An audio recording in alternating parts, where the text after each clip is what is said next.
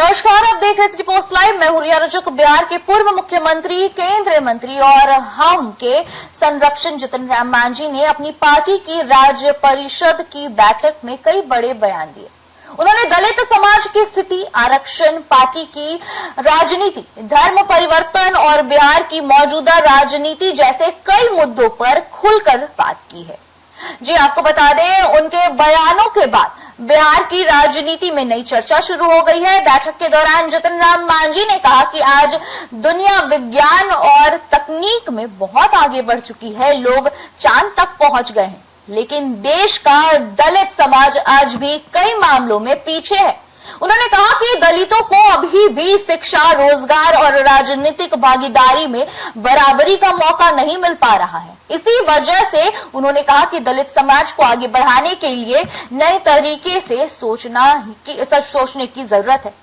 मांझी ने आपको बता दी कि सेपरेट इलेक्टोरल यानी कि अलग चुनाव व्यवस्था की भी मांग की है।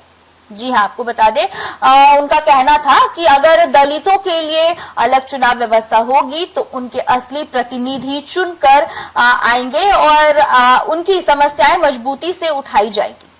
उन्होंने कहा कि अभी संसद और विधानसभा में दलितों के कई मुद्दों पर उतनी गंभीरता से चर्चा नहीं होती है जितनी होनी चाहिए। उन्होंने यह भी कहा कि संसद में दलितों की आवाज बहुत कम सुनाई देती है। मांझी ने दावा किया है कि सांसद चंद्रशेखर आजाद रावण दलित समाज के मुद्दे मजबूती से उठाते हैं। उन्होंने यह भी कहा कि उन्होंने ही चंद्रशेखर को समाज के मुद्दों पर खुल करके बोलने की सलाह दी थी।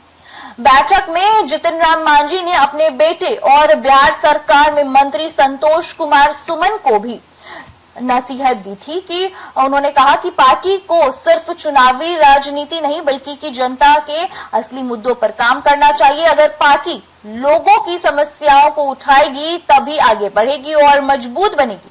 धर्म परिवर्तन के मुद्दों पर भी मांझी ने अपनी राय रखी। उन्होंने कहा कि अगर दलित समाज को आज भी जाति के आधार पर भेदभाव का सामना करना पड़ रहा है और समाज में बराबरी नहीं मिल रही है तो लोग बौद्ध धर्म अपनाने पर भी विचार कर सकते हैं।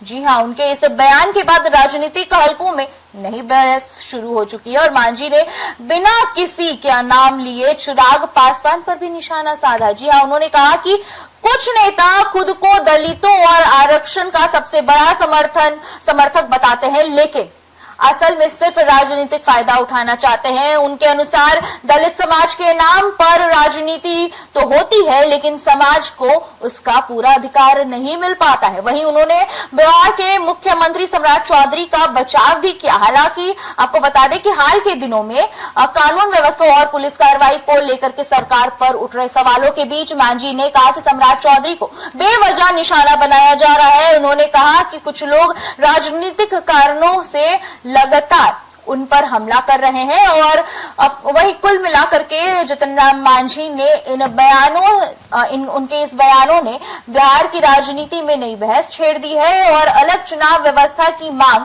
बौद्ध धर्म अपनाने की सलाह, चिराग पासवान पर तंज और सम्राट चौधरी के समर्थन जैसे मुद्दों ने राजनीतिक माहौल को और गर्म कर दिया है। अब इस बयानों के पर अब देखते हैं कि दूसरे तरफ राजनीतिक दल जो है वो क्या प्रतिक्रियाएं देते हैं और इस पर सबकी नजर बनी हुई है। तो फिलहाल इस खबर में इतना ही। बने रहिए हमारे साथ, देखते रहिए सिटी पोस्ट लाइव। तब तक के लिए धन्यवाद।